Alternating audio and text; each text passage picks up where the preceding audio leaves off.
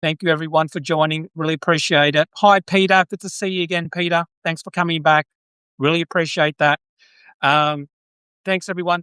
Thanks, Darlene. Thank you so much. Joining. I'm for those of you who don't know, I'm actually based in Australia, in Brisbane.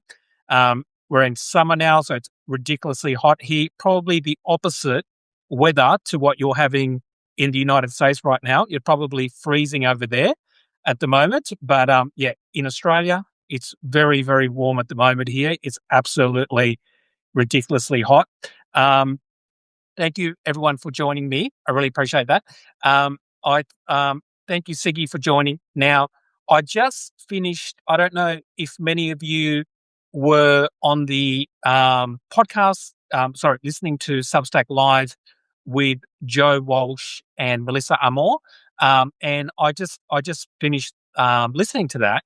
And then having hi, Melissa. Thank you so much for joining, Melissa. I was just saying, Melissa, thank you for joining me. I just finished listening to Melissa, who's now joined my Substack, speaking to Joe Walsh. And I just have to say, Melissa, since you're here, I was about to say it anyway. Hello, thanks for joining. I read your article, and I also just finished listening to you talk to Joe Walsh. And I have to say, Melissa, it was an amazing article that you wrote about your brother who passed away of a heart attack recently. And anybody who hasn't read it, I'm sure most people here have read it. They should definitely go to Melissa's Substack page and read it because it was absolutely amazing. And the story that you told, Melissa, in your article and just recently, and just like literally just finished then talking to thank you, Melissa, talking to Joe Walsh, is I think to a lot of people wouldn't think that in my country, Australia, that story wouldn't resonate as much. But the reason why that story was so amazing to so many people, and I think there are so many people on Substack, including people who follow me from Australia, who said to me, "Did you read that article by Melissa? Because I have a brother, I have a sister, I have an uncle, and we're having the same issues, and that's in Australia." And so it really resonated with a lot of people, including myself, because even in I don't want to go, I can't really go into which part of my family it is, but it is like an extended part of my family, and there has been a disconnect between there was a disconnect between a mother and her son, right? And it was over Trump-like things that happened last year. So it wasn't exact. So this particular person is a big supporter of Trump. He's Australian, lives in Australia. Hi, Mary, good to see you again. Lives in Australia, right? And basically, there was a referendum that was happening in Australia, and it had to do with Indigenous people. And a lot of people who supported Donald Trump went on the side of this particular thing, which is basically to say that Aboriginal people shouldn't have rights to this. It's a long story, but anyway, a lot of the people who were against this in the referendum, everyone had to vote yes or no for this particular thing. And a lot of people who voted no were very Trump-like people. This particular person I'm talking about in his 50s, he went down a lot of the anti-vax stuff during COVID. So I would see him, he's like an extended family member. During COVID, he would post things about vaccines being bad for you.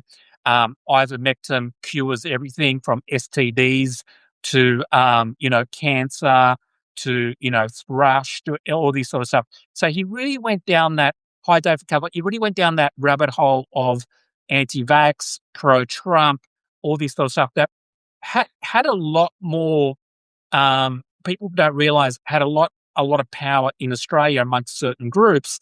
And what happened is that because of that, his mother, who's very progressive, the mother is very progressive.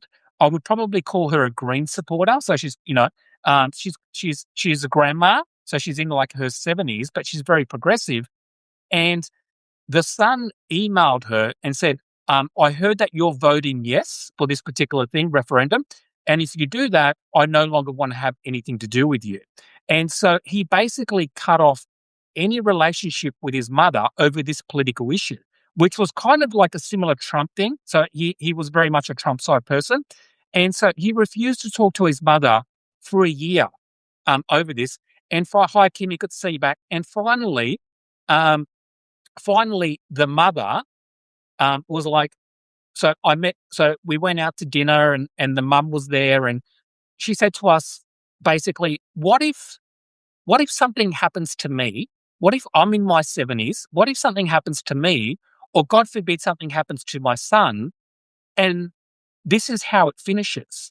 It finishes, yeah, exactly, Melissa. It finishes like this. And we never ever get to like, you know, and basically she said, I can't allow this to happen. So she emailed him. She sent him this email, really long email, really beautiful email, and said, you and I are never going to agree politically on this ever, but you're my son. I love you.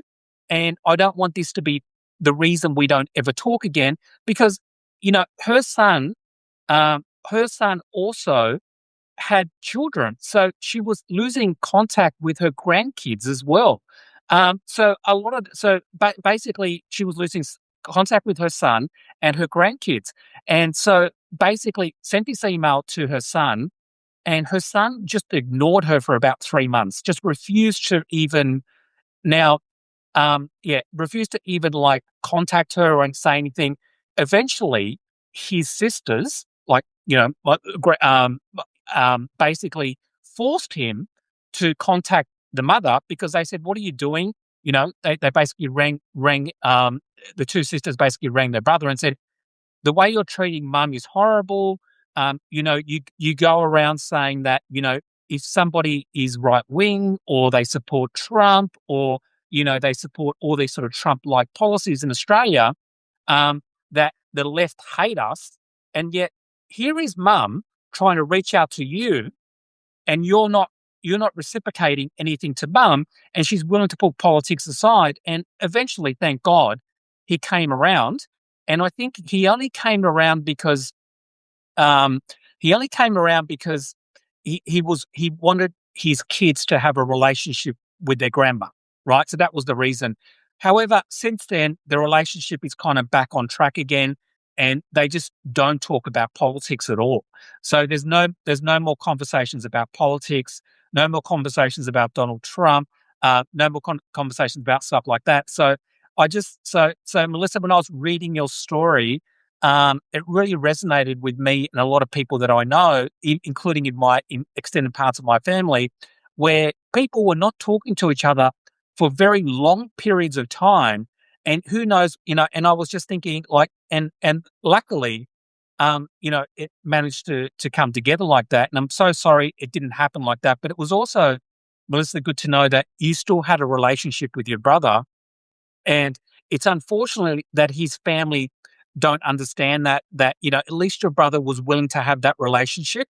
And I guess that was something that you still hold, that yourself, even if they don't believe that, yourself, you still had a decent relationship with your brother while all this stuff was happening. So thank you so much for that, Melissa. It really did move me. I sent that article off so the grandma that I'm talking about now, who I can't really say who it is, I sent her your article and she said that she cried while she was reading it because it was, and she absolutely cried because she imagined, she felt really bad for you because she could imagine that could have easily happened to anybody else. You have this long periods of time where you don't communicate with someone and suddenly something can happen, and then, so thank you, Melissa, for that article. I think it really did touch a lot of people. And I think it shows that that politics aside, we have to kind of eventually get over the fact that eventually a lot of us are going to have to come back together at some stage. Hi, Donna, good to see you, and come back together and sort of be friends again and things like that. So I know it's a very hard thing to do. It touched me for sure. Yeah, exactly, Kimmy. It really did. It was a fantastic article, Melissa. Thank you so much for that. So I'll go on. Yeah, that's okay. Thank you, thank you, Melissa. Thank you. Hi, everyone. Glad to travel to Australia digitally tonight. Hi, Joe. Thanks to your directory. Thank you so much for coming. to that.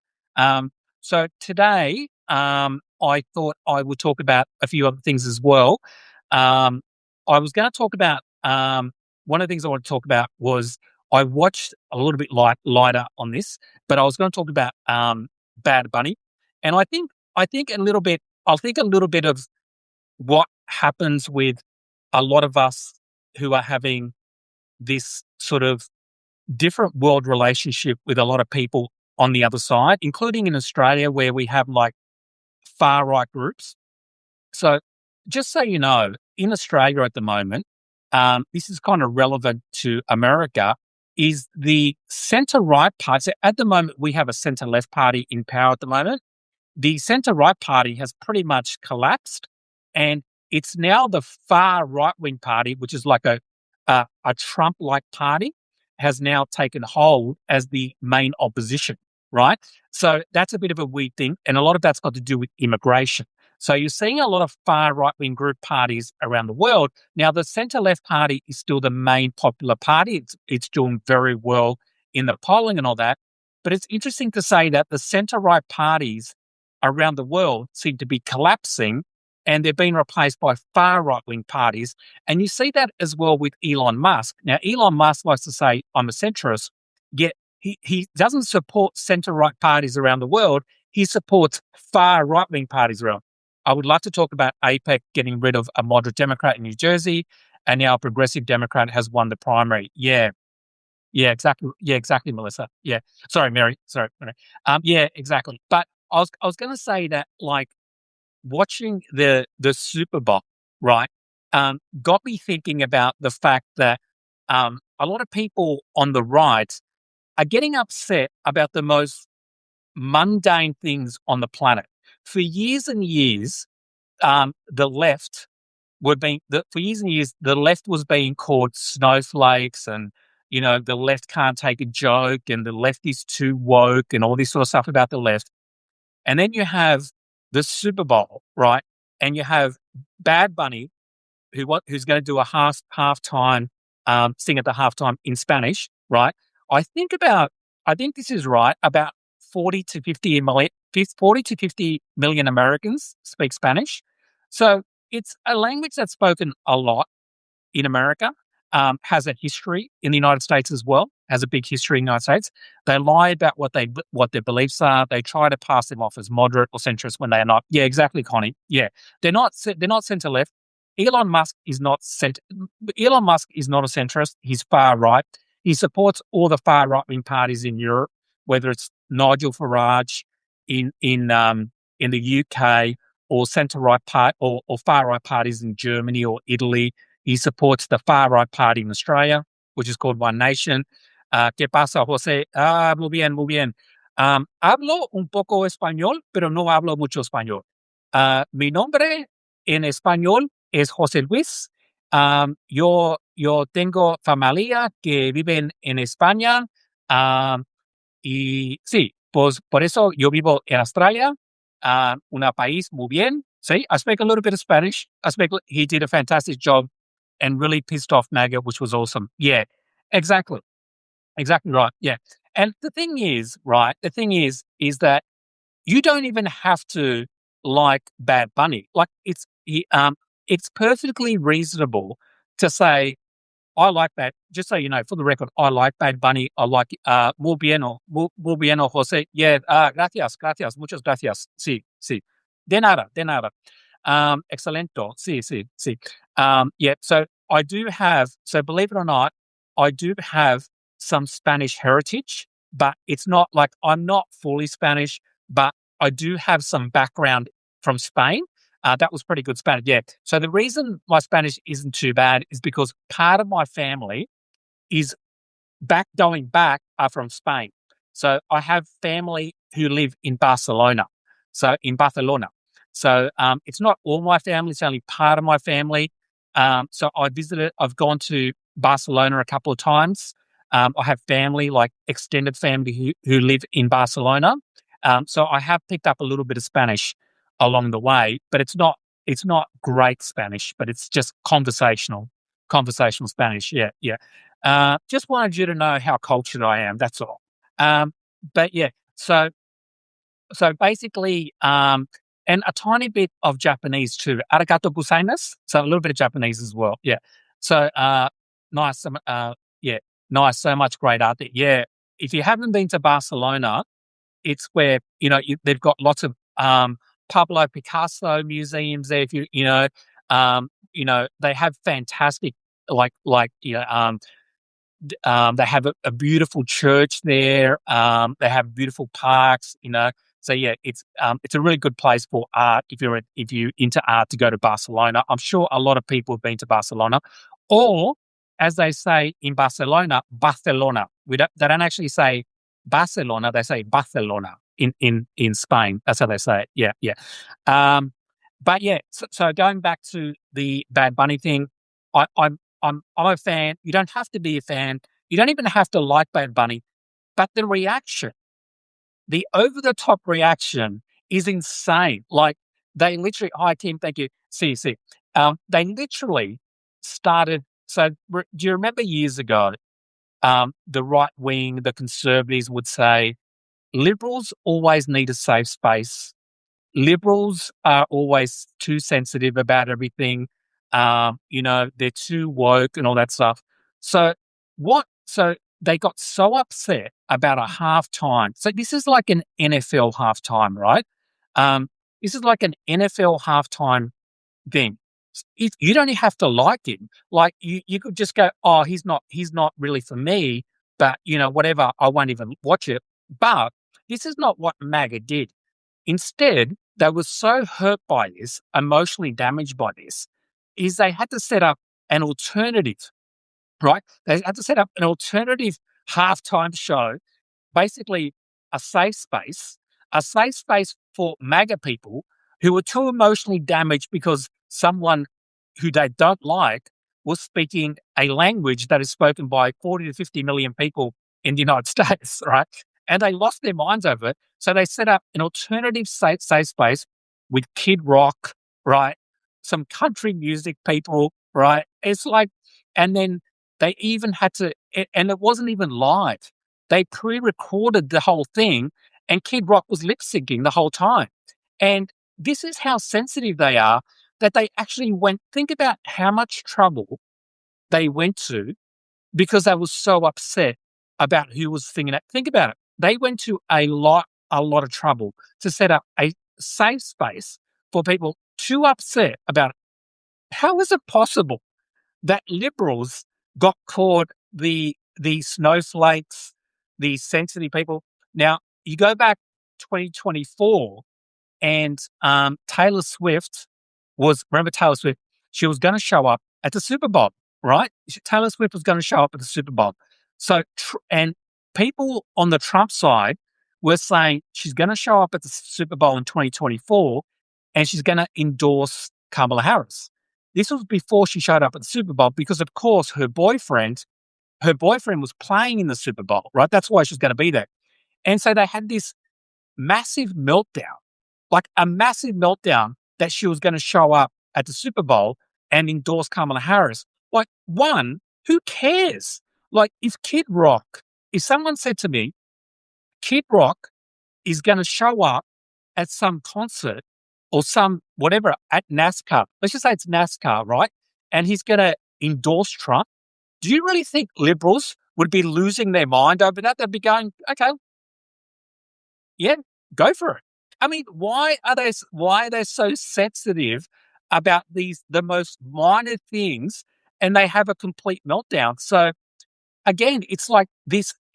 In my opinion, I think the truth of the matter is that MAGA have always been the sensitive ones, have always been the snowflakes. I mean, think about this: Donald Trump once sued Bill Maher, the comedian, and you don't even have to like Bill Maher, but Bill Maher once told a joke about Donald Trump's family being like, about Donald Trump's family. And so Donald Trump sued Bill Maher. And he didn't just threaten to sue him, he actually went almost all the way, which ended up costing Bill Maher about $300,000 or $400,000 in legal fees. That's how much he took it, right? That was a joke, right? So it was basically a joke and he couldn't take it. Trevor Noah makes a joke, right, when he's hosting an award show, and based only like a month ago, and again, Trump this time again threatens to sue a comedian for making jokes about it. He had Jimmy Kimmel use the FCC to have Jimmy Kimmel fired because he made jokes about him, right? He then had Stephen Colbert fired for making jokes about him. Bill M is a fascist. Sorry, he's actually very And look, it's not about Mary. For me, it's not about whether he's right wing, left wing, whatever. It's about the fact that the president, that someone with so much power, right, and so much, Trump already has a big platform. To sue someone over a joke is just insane, right? Doesn't matter whether you're left wing or right wing. I mean, do you remember has Joe Biden ever threatened to sue a comedian? Has Kamala Harris ever threatened to sue a comedian? Has Obama ever threatened to sue? Of course they haven't. People made fun of these people all the time. Barack Obama, think about how many times people said that Barack Obama was born in Kenya. He still never threatened to tell, he'd never threatened anyone because they said he was born in Kenya, right? Joe Biden, people said a whole bunch of things about Joe Biden, never threatened. Kamala Harris, again, there was even accusations that Kamala Harris wasn't born in America. Why? Because she's black. The only two people that Donald Trump ever accused of not being born in America are Kamala Harris and Barack Obama. I'm sure it's just a coincidence that they both happen to be black, but again, it just goes to show he sang a song with a pedo trajectory. Yeah, exactly. Yeah, exactly. Yeah, and like the idea that you would compare Kid Rock, right? Kid Rock to Bad Bunny. I mean, honestly, yeah. I mean, yeah. So again, it's just the whole the whole Trump is a racist. Yeah, exactly right. Yeah. It's not a surprise. I mean, here's the other thing, right? I would let me be very generous to the to Trump, right? Between 2016 and 2020, so his first time he was president, there were people who said that he was racist and he said this and he said that. Now, I would say that you could maybe say things that he did in the past were, racist or whatever. But we're seeing a very, very different Donald Trump, and we're seeing a very, very different Trump administration that we saw in the first term. In the first term, I think MAGA didn't really come out and show the true colors. And so whenever they would say something, they could always push back and say, well, that's not what I meant. But in terms of racism, and I think sometimes some people on the left are too quick, right, to call someone a Nazi or a racist, right? Like, for example, Sydney Sweeney. Sydney Sweeney, the actress, she did a jeans ad and then she was called a racist. And I don't think she was. Like, Sydney Sweeney is basically, whenever somebody talks to her about politics, she says, I don't want to talk about it. So to me, Sydney Sweeney, we shouldn't be calling her that. She could be a Trump supporter. Doesn't mean, you know what I mean? So I will say that. But I will say that what we're seeing from the Trump administration is very different, right? Trump doesn't intend to leave the we're seeing a very different Trump and organization. The way they talked, the way they tried to, it was the first time it was very coded. The racism they did was very coded, right? Well, look, Mary, you can, exactly. Look, you can agree with that, but I wouldn't say she was like a Nazi or. I think the bar for calling someone a Nazi needs to be more than Sydney Sweeney. Yeah, that's all I'd say. But I will say that what we're seeing in the Trump administration, I would say in the Trump administration, what we're seeing is very different to what we saw the first time. And I'll give you concrete examples. It's not coded anymore, right? Mitch McConnell gets us the corrupt Supreme Court, but going, yeah, exactly, yeah. So I'll give you concrete examples. In the first term, right? Hi, Nicole. Good to see you again. Thanks for coming up. In the first term, the refugee policy from the Trump administration was pretty much a stock standard refugee policy, right?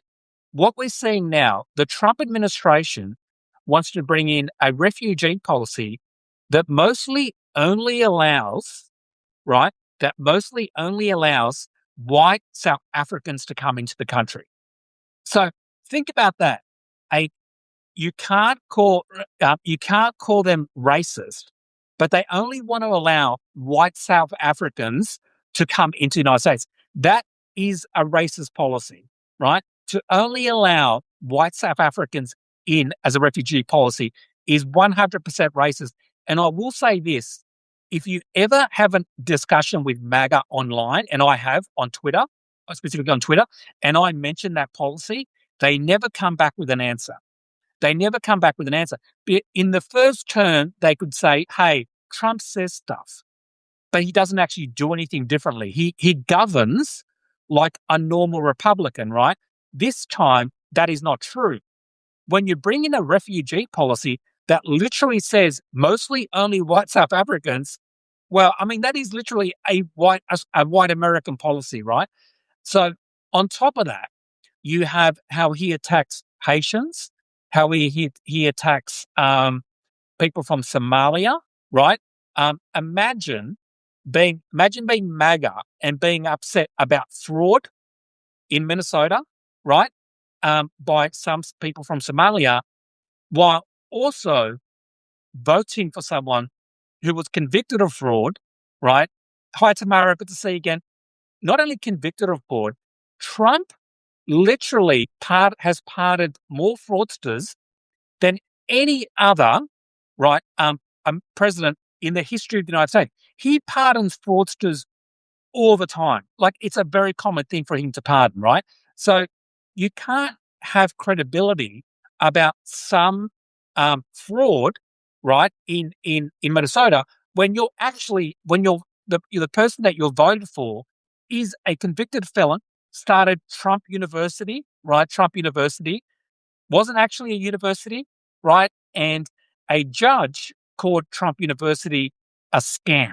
He's a white supremacist pedo felon who rapes everyone. Yeah. Party can start. Yeah. So yeah, Tamara's here. Yeah, go Tamara. And so yeah, so again, I honestly believe that this administration is very different to the first administration. The first administration was all about only mean tweets, right? It's only mean tweets. But we're actually seeing real life attacks on groups that are mostly black, right? Black groups. And we're seeing refugee policies that are only allowing white people into the country, right? Hi, Kark, thanks for joining. And we're seeing, hi, thank you. And we're actually seeing concrete things that this administration.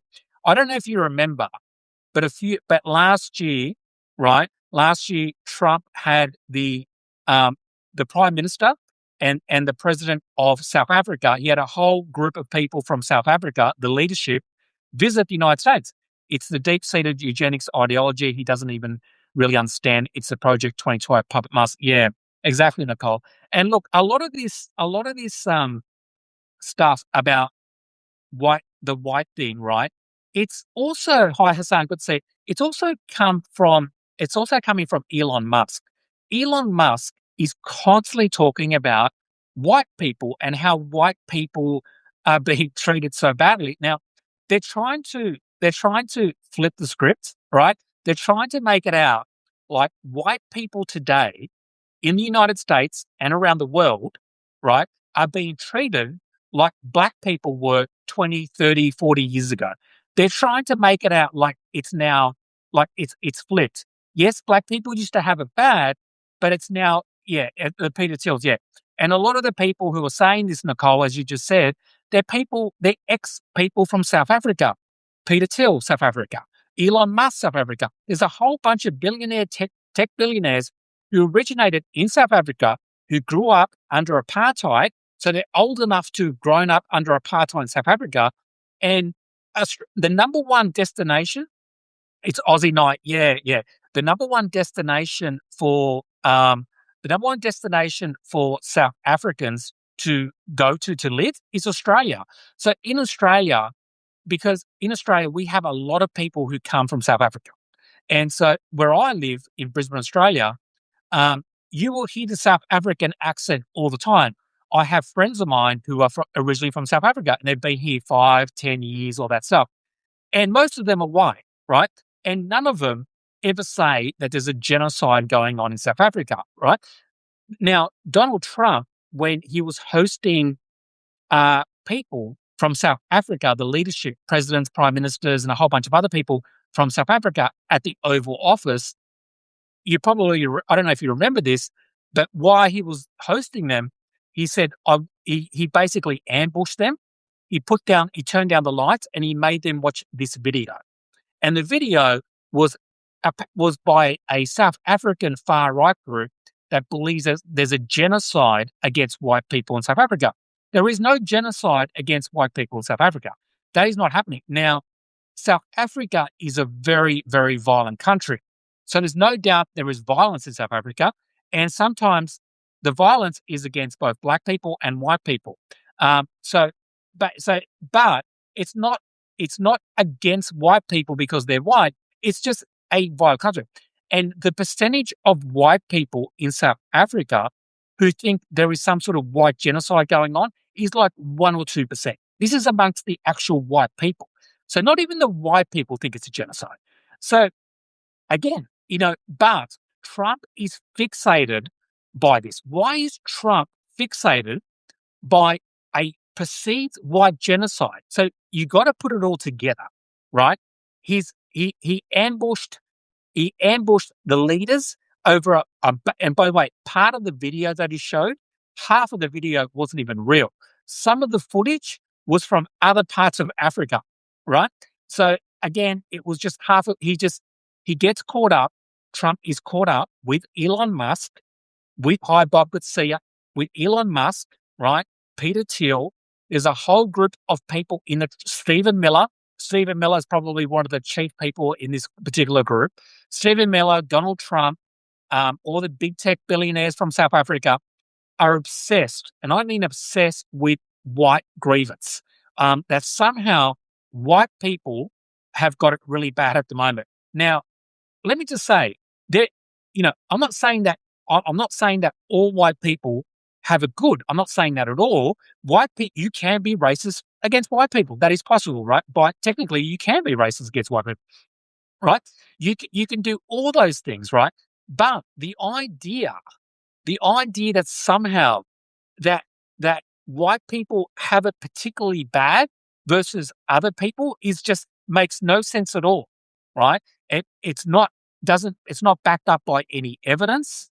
It's not backed up by any of that stuff, right? So again, they're just living in reality. And I think part of the reason is they look at things like South Africa, right? And in South Africa, white people had all this power for a long time. And when they lost that power, right, they felt their lives got worse.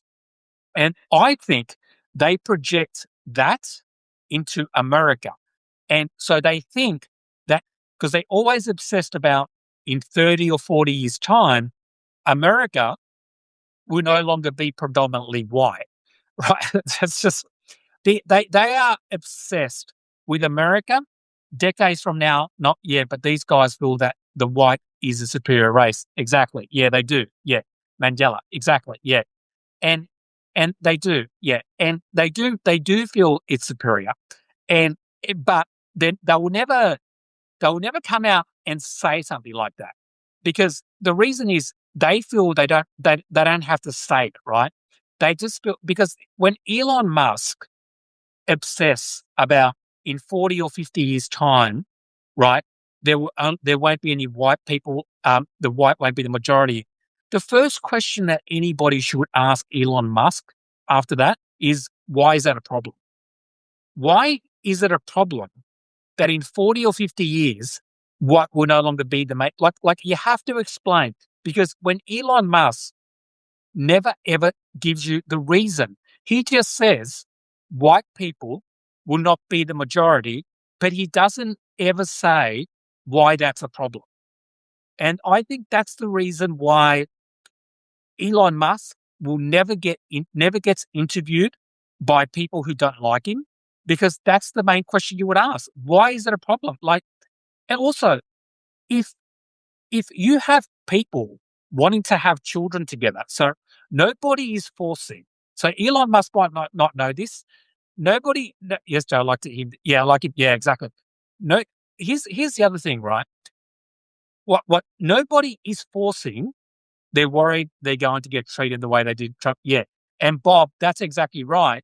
And Bob, you know what they're worried about? They think they because they grew up in South Africa, right?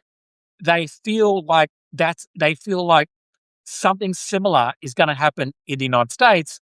But what happened in South Africa, it was Nelson Mandela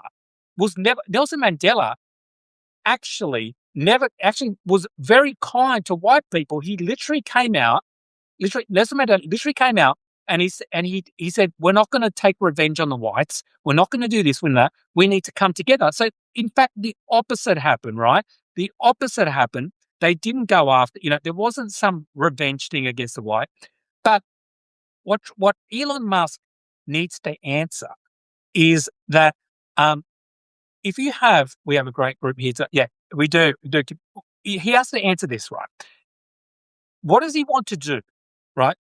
What does he want to do to stop people from like let's just say, oh, thanks, Kimmy. Let's just say a black person is dating a white person, right? A black person dating a white person, and they decide to have children together. What is Elon Musk saying? Is Elon Musk saying that white person and black person shouldn't get together? Is he saying he wants like only white people to get with each other? Like, what is he saying? Because he never ever goes there. He never goes that far. He will only say, Joe and Nibble, you will only ever say, right? He will only ever say, here's a whole bunch of graphs, here's a whole bunch of statistics, and in 40 or 50 years, white people will become the minority. Two questions. Do you want to force white people to get together and have babies? I mean, what's he saying? Is that what he's saying? Is he saying that the government should encourage white people to only mate with each other? I don't understand. The other thing is that it's not about the color of the skin. Like, if white people and black people, or brown people, or Asian people get together, right? It's not like, it's a very, very strange way to think about things, right? It's a very strange way because, yeah, that's what Hitler did. Yeah. I mean, in my country, I know people whose parents were from Asia and they grew up in Australia. We went to school together and they sound like the most Australian people. They sound like Steve Irwin. Um, yeah, yeah. They would prefer white to be the only race. Yeah, exactly, Bob. Yeah, yeah. So I have friends of mine who grew up in Australia, were born in Australia, and sound like Steve Irwin, right? And so, like, it doesn't matter. It doesn't matter that you have a different skin color. What happened in South Africa was you kept one part of the population separated, right? And then you try, so we're not talking about the same thing in the United States. And it's by choice. If people if people of different cultures want to get together and have babies, what is it? I mean, I want to know an answer by Elon Musk. What he intends to do? Because what's the point of showing graphs all the time? Because he never answers that, right? He has to answer. Does he want to force people to have babies with only people of their own culture? Like, so I don't get it. It doesn't make any sense to me. I think the only reason is it is racism. They will never say it's racism, but again, we're seeing a whole bunch of people who are obsessed with culture. And the other thing is that for years and years, the right were fixated on the left talking about race or talking about, BLM or talking about all that sort of stuff. They were like, the left keeps talking about people's skin color. whether you're black or you're white. But now, what we're seeing now, what a horrible, exactly. What we're seeing now is that the right is absolutely, hi Marcus, thanks for joining. Um, the right is absolutely obsessed with the culture wars. The right is absolutely obsessed, right, with talking about white grievance and how do we stop it from being built into our culture? Well, see, Tamara, I think it happens organically because as people become more multicultural, as people become more multicultural, right, they will organically be less racist. It's very hard to be racist when half of the population come from somewhere else. Whenever I don't know if you've ever seen this before, but this is in Australia. It's also in America, in Europe. The places with the most racism are usually the places that are most white, right? Usually the places that are most white. So if you live in an area that is multicultural, you're much less likely to be racist, even if you're white. I'm not just talking about the people, because what happens is if you're a white person who grows up around different cultures, you know people personally. It's not about something you just read on the internet, right? It's not, oh, it's like, oh, the Haitians, they're eating cats and dogs. Now, if you've never met a Haitian person in your life, or if you don't hang around other different cultures, then you're more likely to believe something on the internet because you're just surrounded by other white people and you have no frame of reference. However, if you grow up, some of the people, the most people defending Haitians were white people in those areas because they were interacting with them all the time, and that's a very common thing. So that's why I think a lot of times with MAGA and far right wing groups all around the world is generally they're very insulated. They don't hang around a lot of other cultures. They don't work with people who are from different cultures. They don't associate with people. Therefore, they can get easily persuaded into believing something because they have no real life frame of reference. However, as populations become more multicultural and more of a melting pot, it becomes harder and harder for those people not to have interaction with other people. And the more you have interactions with other cultures, the less racist you're going to be. Even if you start off racist, if you start having a lot of interactions with other people, you're like, you know what? I just got a new job and I'm now working with all these people from different cultures. And you know what? They're actually really nice. They're just like me. They just care about their families. They just care about this. And then, and then one of them, yeah. And then they become less and less racist. Yeah. It's one of those things. The more you travel, the less racist you're going to be, right? The less you travel, the more racist because you have no frame of reference. So I do think that's a big part of it. I think automatically as countries become more more multicultural. The other thing is, which is why we travel abroad is so important. Exactly, Marcus. Exactly. Traveling abroad is very rare. You will meet someone who travels a lot who is very right wing. There's a few, but it's pretty rare. I think traveling is one of those things because when you travel and you meet different cultures, you're like, oh wow, that's amazing. The food's amazing, and stuff like that. You know, in the United Kingdom at the moment, there's a big push. There's a big far right wing party with Nigel Farage in charge, and the reason he's trying is his party wants to get rid of immigration. And a couple of weeks ago, I was watching a group. I was watching a group of these people, right wing people in the United Kingdom, talking about how there's too much immigration and how immigration's causing crimes, all this sort of stuff, right? So they were talking about how much they hate immigration, all this sort of stuff. There's a group of about 4 or 5 guys, right? They were just average guys talking about it. They were at some sort of protest against immigration. And then afterwards, the reporter said, "Oh, where are you guys off to?" This was off camera, but they still had the mic on. And they said, "Oh, we're going to go off and get some Indian food." Right? So this is the lunacy of these people, right? They enjoy they enjoy the food from other cultures, right? They love their Indian food. They love their Thai food. They love all the different things that multiculturalism brings to their country, right? At the same time, they're out there protesting against these people coming into the country, right? So, it's just the hypocrisy is through the roof. Most of the time, it's by people who haven't, they blame house prices going up. They blame, so a lot of that stuff is based. I'm so happy to see our friends in other countries. We need our friends now. Yeah, yeah, exactly, exactly. But yeah, US has always been super racist. It's disgusting, Kimmy. Yeah.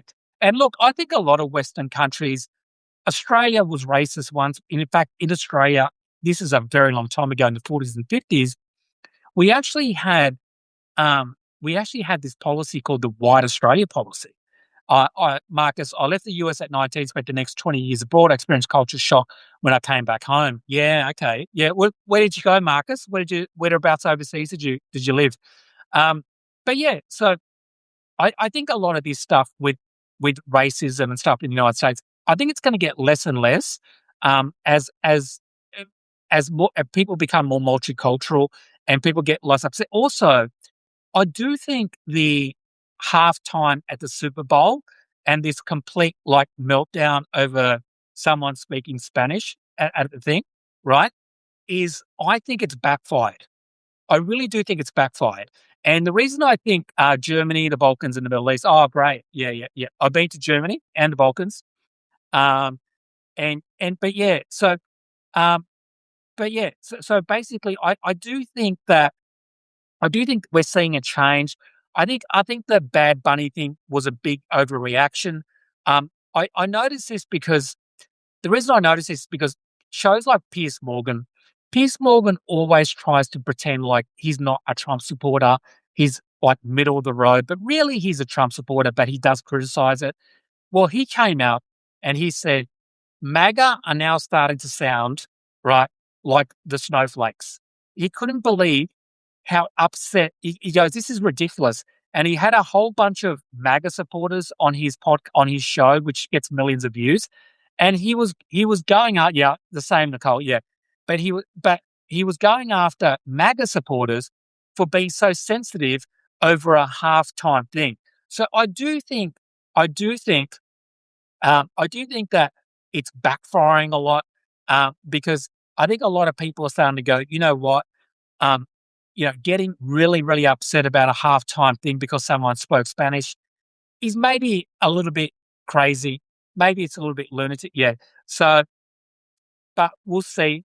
And the other thing is, of course, the Olympics. Trump came out against a couple of people at the Olympics, the Winter Olympics at the moment in Italy, and a couple of people from the American team came out and they criticized Donald Trump. And they said, look, that's why they've been calling the left snowflakes, just more projection. Exactly, Bob. Every accusation is a confession when it comes to the Trump administration. They were never for free speech. They're the biggest anti-free speech peoples ever. Um, again, snowflakes are the biggest snowflakes on the planet. Everything that they accuse the Democrats of, basically, Elon Musk is way worse than George Soros. Everything they try to accuse, it's always, always on the other side, 100 times worse. And I think Trump knows that. And I think, Trump knows. Imagine, yeah, that's a long one. Oh, wow.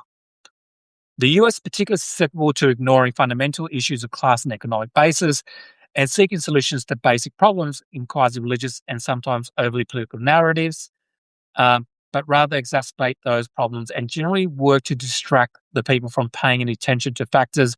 Yeah, exactly. Yeah. Oligarch systems that barely want to review you, but yeah, exactly right. Yeah, yeah, yeah, super long. Yeah. But I read most of it. It was good. I really like the way you put it, Joe. It's true how dumb they can be. Yeah, the accusations are the confessions. Yeah, it is. Everything they accuse, like you have a couple of people who were in the who are in the American Olympic team. So the American Olympic team, and they were asked. All right, so this is important. They didn't volunteer this information. They were in Italy, and one of the reporters asked them how they felt about supporting the United States or being, like being part of America, right, at the Olympics, at the Winter Olympics, but knowing like what Trump is doing. And a couple of them came out and said, look, look, it's hard with ICE. So they mildly criticized ICE, they criticized Trump and all that stuff, but they said, we're still proud to be Americans. Now, Trump lost it. And he said, oh, these people are anti-American. They shouldn't be allowed to they shouldn't be allowed to do any of this stuff, right? And so they got really, really upset. And then again, and because they mildly criticized America under Trump. Now, this is ridiculous because nobody criticizes America more than Trump, right? Nobody criticizes America more than Trump.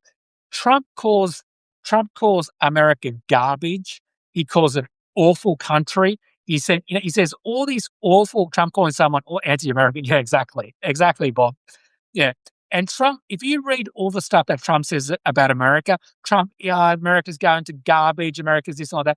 He says way worse things than a couple of Olympians who mildly criticize America, right? For that. So again, and then all these MAGA people come out and they're like, oh, these Olympians, they don't love their country.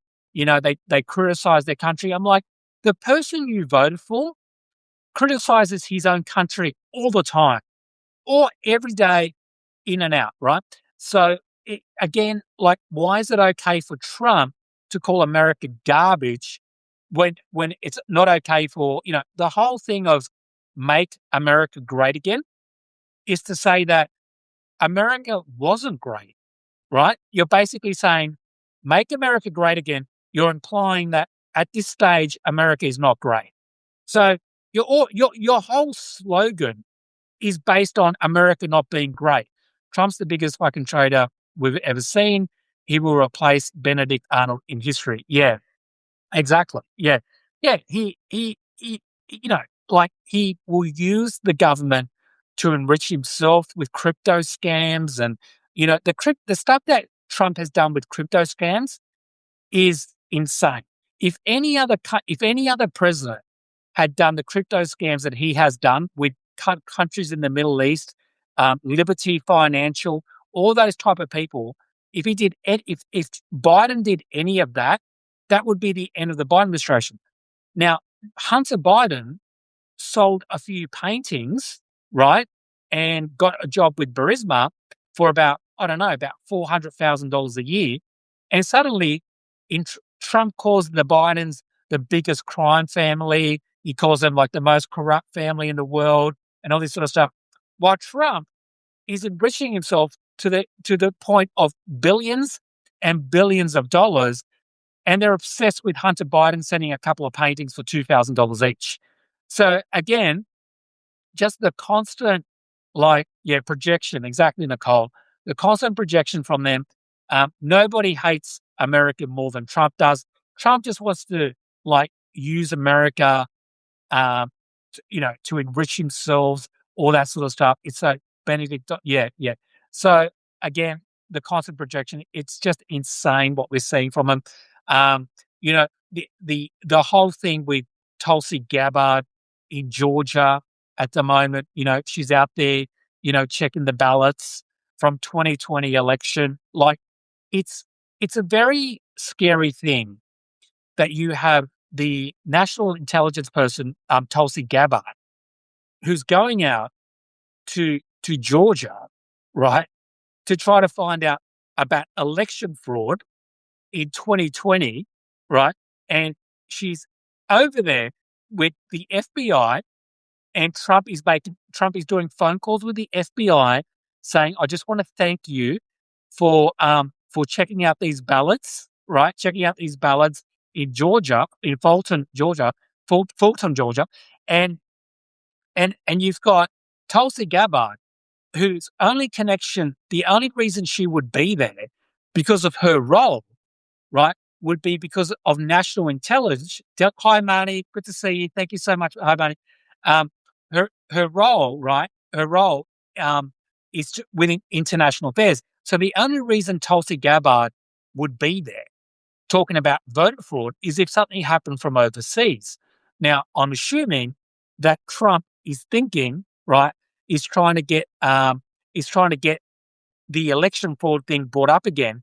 But it's a really, really, really strange thing that we're seeing with Trump and the election fraud thing. It's something to definitely to keep an eye on. If I was people, I'd be keeping an eye on that because Trump could try because he's unlike 2020 or the last election. I love America. I love America more than any other country in the world, which is why I insist on the right and the obligation to criticize it constantly. James, yeah, exactly. Exactly right. Yeah, exactly right, Marcus. Yeah. Criticizing your own country is perfectly okay for MAGA when they're not the ones in power. As soon as you criticize, so when Joe Biden was in power, MAGA criticized the government and the United States day in and day out. Some of them, the funny thing was a lot of them, when Biden was in power, he's doing it because he rigged the 2024 election and needs to do it. I'd say, yeah. So he basically, under Trump, you could, when Biden was in power, there was actually quite a few of them in the MAGA who were asked questions like, if you had to pick between Putin or Biden to be the president of the United States, a lot of them, too many of them, said they would have picked Putin over Biden, right? So a lot of the same people who say that some Olympians are anti-American because they criticize Trump, right, are, are, are the same people who would prefer Putin than Joe Biden as the president of the United States. That's how crazy these people are, right? They would rather Putin, someone who doesn't hold proper elections, someone who doesn't do any of that stuff, who basically kills his opponents, poisons his opponents. They would rather him over Joe Biden. Just says so much about how the MAGA mind works. And yeah, so yes, so completely crazy stuff. Yeah, white supremacy. Yeah, exactly. Yeah. So yeah, and so we're seeing a lot of that craziness coming from the MAGA side of the anti-American stuff. Um, it's crazy thinking. Yeah, it is because a lot of them do actually. I do actually think a lot of them did prefer Putin over Biden. Isn't that great? Thanks, the bathroom guy, for joining. Thanks a lot. I do actually think it's a very crazy thing to think, right? Because I think, believe it or not, I would prefer, if I had to choose, I would still choose Trump over Putin. I would. I mean, if that was my two choices, I'd still choose Trump over Putin. Um, so so exactly, it's mind-boggling. Yeah, it is mind-boggling that they would think that. Hello, everyone. Peace and love. Thank you, bathroom guy. Thank you so much for joining. They demonize Biden, Kamala, and brainwash MAGA with nonstop. Yeah, and the good thing, Nicole, um, is that I think a lot of those people are realizing they made a mistake. A lot of the independents are now changed their mind. A lot of the other people now, swing voters have now changed their mind, and they're heading back towards Democrats. And it's not just independents and all that who are changing their mind.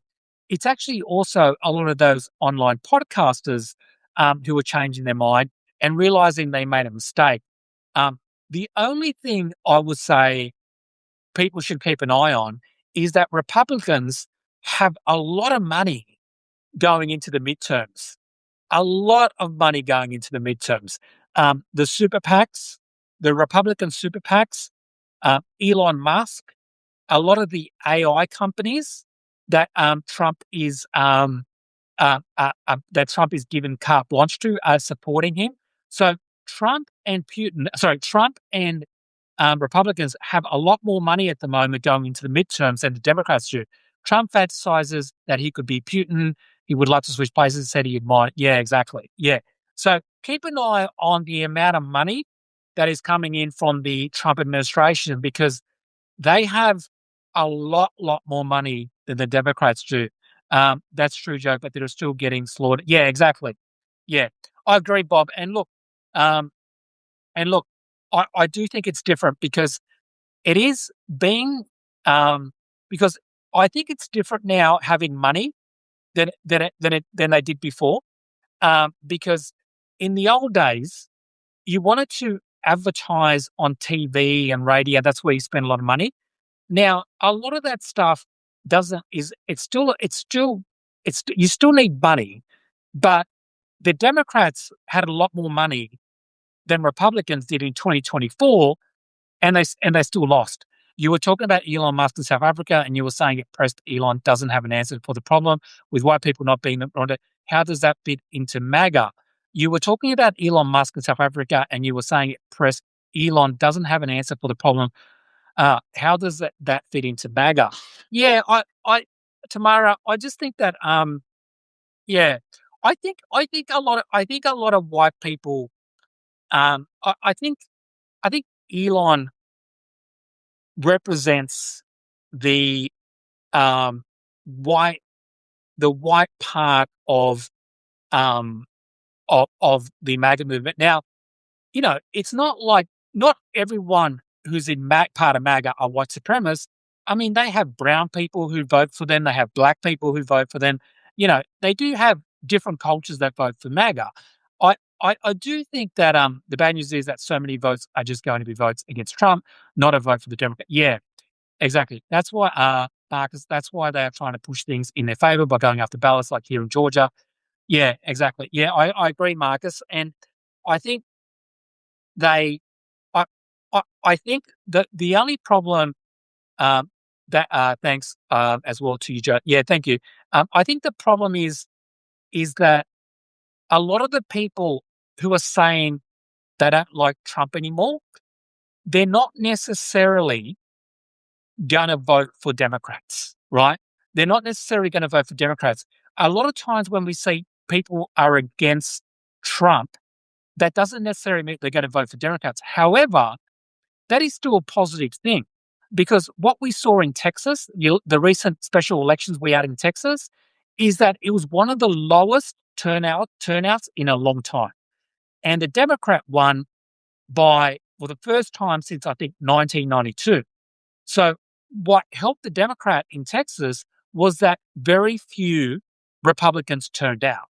And so on the one hand, you can make the argument that people being anti-Trump or people who voted for Trump in 2024 um, didn't vote for Trump, won't vote for him again, um, might not necessarily become Democrats. But if they don't go out to vote, then that's still a big bonus for Democrats because they're getting less people coming out against them. Um, so, so I still think it's a really positive thing for Democrats. I do think that Trump will try to. Um, that's probably why Democrats won big in Louisiana. Yeah, exactly. Yeah, exactly. Yeah, you don't have to just turn them into Democrats. And also, I feel in 2024, Trump had a lot of momentum with him. And what we're seeing at the moment is incumbent governments all around the world are struck. This is besides Trump. Okay, so Trump is on the nose to do with immigration, the economy, all this sort of stuff. Now, I will say this is that there's something going on around the world that that is more than Trump and is more than particular who the person is in power. There is an incumbency thing happening around the world in Western countries where you have a big part of the electorate that doesn't follow politics very closely. And so they base who they're going to vote on. They base who they're going to vote on. Apart from God, people don't vote all over the US. They have all bought into the idea that your vote does not count yet. So a lot of people are voting because more and more people are not paying attention to politics. They're voting on their everyday lived experience. So they're voting on if your rent is going up, you can't buy a home because you're too young and you can't break into the market. Cost of living is going up. And so what they do is they blame the government that's in power, right? Now, that's good for the Democrats now because the Democrats are not in power. And that's happening around other Western countries where the party in power is being blamed, whether they're left wing or right wing. Now, the bad thing for this is that going forward, if the Democrats win the next election, is if inflation doesn't go down, if house prices still stay up, if cost of living doesn't go down enough, the Democrats will then get blamed for it, right? So there is this kind of cycle of just blaming the incumbent government, and not enough is happening based on what they're experiencing through, say, immigration. I hesitate to call it good news, but it's good news that Trump is flooding the zone because he's walking out the whole fucking yeah. And Bob, that's a very good point. Because flooding the zone when you're not the incumbent, right? So when Trump won in 2016, right? When Trump won in 2016, they spread propaganda that says the elections are rigged and your vote does not count. Instead of understanding how done our system is with a clear paper trail, they just believe exactly. Bathroom guy, yeah. No one should ever think that the election is rigged. In America, I don't believe the elections are rigged. Either side, whether it's Trump or Biden. In America, there's always going to be some election. There's always going to be some rigging of an election, right? Because you have 340 million people and all that. It's about whether it's widespread enough to make a difference. This might be a whole different story if they were doing this and it's live, most people didn't notice. Yeah. So I think the problem with America is not rigged elections. I don't think that's the problem in America. I think the problem in America is the Electoral College, and the way the Electoral College is set up is that the elections are based around 3 or 4 different states. Pennsylvania, Wisconsin, and so everyone fixates on a couple of states. And California, New York, and all these other countries, all these other states they have massive populations, and it's like, who cares about those people because their vote doesn't really count. And so if you're in California, if you're in New York, or even if you're like in Mississippi or in a red state, your vote doesn't count, right? Your vote doesn't count anymore. Getting rid of the Electoral College would mean that everybody's vote counts, whether you're in California. And by the way, even if you're even if you're in there's always influence in false stories, but is actually changes votes would be near impossible with all the checks. Yeah, exactly, bathroom guy. Exactly. Yeah. There was no we need a blue tsunami and ban the Electoral College. Yeah. The problem with people going on about the election being rigged, the election being rigged on either side of politics, is that if you think the election's rigged, people won't go out and vote. So that's why I never ever say the election was rigged, because it stops people from voting. In 2020, at the 2020 election, Trump told everybody, right, that mail-in ballots was a bad idea, and that if mail-in ballots was actually were gonna be rigged, right? So this was before the election. So what happened? A whole bunch of Trump supporters didn't vote because they didn't vote because they couldn't do mail-in ballots, right? And some of them couldn't actually end up voting. So they lost votes. So never ever say, exactly, it's just a way to get people to not vote. Yeah. So I never ever say the elections are rigged, because that just gives the other side, right, more chances of people going, look, the election was rigged last elections, so why would I bother voting, right? So in my opinion, there has never been a rigged election in modern times. Trump won, I'm sorry to say this, Trump won in 2024 and Biden won in 2020. That's just that the evidence shows that that's the case. And if you want the Democrats to win again, yeah, it's one thing. You have to diagnose the problem correctly. And diagnosing the problem correctly is that people voted for Trump, right? As much as you don't want to believe it, people voted for Trump because of the inflation, cost of living, to some degree, immigration. They thought it was a bit chaotic, whatever. But they're the reasons why Trump won. And in 2024, incumbent governments all around the world were getting kicked out. So Trump winning was not a massive surprise. If he does the Save Act, I think it's going to hurt Trump. Yeah, yeah, exactly, exactly. So I think, don't believe the election's rigged. They're not. Your vote, if it's not that they're rigged. It's that the system that you have in America is set up to make it very hard for everyone's vote to count.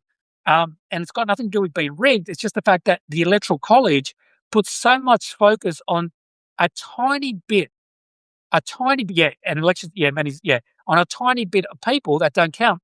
And I would make the argument to if they can get most of us to not vote, and they use influence to get others to vote for the interest. Exactly right. Yeah, yeah. So again, I think Republicans have more money at the moment. There's no doubt about that. But Democrats have a lot more momentum. They have the fact that they're not the incumbent government. Trump is on the nose everywhere, whether it's immigration, whether it's cost of living and all that stuff like that. But I do think eventually parties all around the world are going to have to grapple with the fact that there is too many people who are not paying attention to politics. I think that's the thing that is not being talked about enough, right? Every year there are more and more people who are, you know what? I'm just going to watch TikTok videos all day. I'm just going to listen to streaming services all day. And it's so much easier to tap out of politics. And what that creates is a place where people don't vote on policy. They don't. How much is an average 2-bedroom apartment in Australia? Oh, yeah, yes. Thanks, Kimmy. National popular vote. Yes, Joe introduced me to. Yeah, that's right. How much? Oh, 2-bedroom. Well, let me think. A 2-bedroom in Australia. Okay, let's say the city. Let's say suburbia, because in the country it's much cheaper in Australia. Let's say suburbia Australia, like Sydney, Melbourne, Brisbane, the capital cities. You'd probably pay for a 2-bedroom apartment. You'd probably pay about $700,000 to $800,000 for a 2-bedroom. Yeah. But remember, our dollar is less than yours. Our dollar is less than yours. So that would probably be about $500,000 to $600,000 in your country. That is prevalent problem in Australia. We were raised for decades to not talk about politics or religion at the dinner table. Yeah, and even more than that, bathroom guy, it's since COVID, more and more people are not paying attention to politics because during COVID, a lot of people joined TikTok, streaming services, and all this sort of other stuff, and they realized that $500K, around $500K, yeah, and they realized that you don't have to, there's so many alternatives to politics.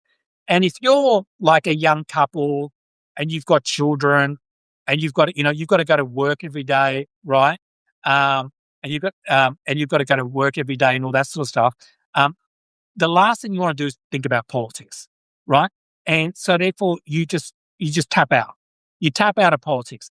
And I think that's a big problem because in the old days, everyone would come home, not everyone, but most people would come home and they'd watch the news together. Everyone was watching the same news together, or you'd be reading the same papers. That doesn't happen anymore. And so it's so fragmented now, how people get their news, that it's very hard for politicians to get eyeballs because most people are not watching normal news. So they've got to go on podcasts or sports shows or things that don't do with politics to try to get people in there. And that's a very hard thing to do. I do think we never had to worry all that much about politics. We just to argue for a bit, move on. Exactly, Bob. Exactly. Yeah. I mean, back then, you weren't worrying about an authoritarian government, or you weren't worrying about, America turning into a dictatorship. So the arguments were very different back then than they are now. So yeah, for that. So exactly. Yeah, exactly. Anyway, guys, I have to go. Thank you so much, everyone. Thank you, Tamara. Thank you, Trajectory. Thanks, Barney. Thanks, Kimmy, everyone. Now, before I go, I wrote this on my Substack note. Off topic, Joe, because Epstein's pedophile ring was international, do you think European countries or intelligence agencies have their own Epstein files? Okay, just before I go, thanks. Before I go, I just want to say something quickly about the Epstein files. Yeah, but now I'm arguing about the Epstein files is that in the United Kingdom right now, the ambassador to the United States and United Kingdom is now in big trouble, and Keir Starmer, right, who's the Prime Minister, is thinking they're talking about getting rid of him because Nibbles is just there because someone in the party, right, in the actual party in the UK is so the think about this. The leader of England is considering resigning because not him, but someone else in his party had a connection to Epstein. In the United States, Trump had a connection to Epstein. Howard Lutnick, who said, remember Howard Lutnick? Howard Lutnick said, after a certain time, Trump, he was his neighbor, he was his neighbor, all this sort of stuff. And then he basically said it was his neighbor, and he said, after that, my wife and I left Epstein's home, right? Left Epstein's home, and we just looked at each other and we said, that guy's evil. We're never going to go back to that guy's home ever again. We're never going to have anything to do with him. Remember that he did that, and he says we just knew he was evil. Well, years after that, he went to Epstein's Island, right? So he went from, I don't want anything to do with him. It was like a TV moment. Like when Lutnick's telling that story, it's like it's made for TV. We looked at each other, my wife and I looked at each other, and we just said, man, that guy's evil, man. And I'm never, ever going to talk to that guy. Well, he talked to him again many, many times and then had lunch with him on Epstein Island. So again, he's not resigning. Trump is not resigning. But Keir Starmer, who had no relationship himself with Epstein, right? But the ambassador did. So someone else did, not him. He's considering resigning. Just shows how crazy it is in the United States, where you have people in the party who have a lot more connections to Epstein than anyone in the Keir Starmer party in England have, and yet they're taking it way more seriously than the United States. In the United States, it was a Democratic hoax. It was all this and that. They're not saying that. Keir Starmer is not saying it's a hoax. The ambassador had to resign. He had to move on. And now Keir Starmer is talking about resigning himself. Think about how the two countries are dealing with it, right? Completely the opposite. Barney took his wife and kids to the island and 1 hour lunch. Sure, he did. Yeah, exactly right. Yeah, exactly. So, again, Trump puts them in administration. So, yeah. So, again, it's like the United Kingdom, Europe is taking all the connections that Epstein had with anyone in Europe. People are resigning. They're getting rid of them. They've been ostracized. They're coming out and apologizing. In America, it's a Democratic hoax. Like, if you want to know the difference between Western countries at the moment and the Trump administration and other Western countries, nothing encapsulates it more than how all the countries are because remember, Epstein had a lot of connections in the UK, Europe, Australia, all around the world, right? And yet all those countries, his name is actually in the files. Exactly.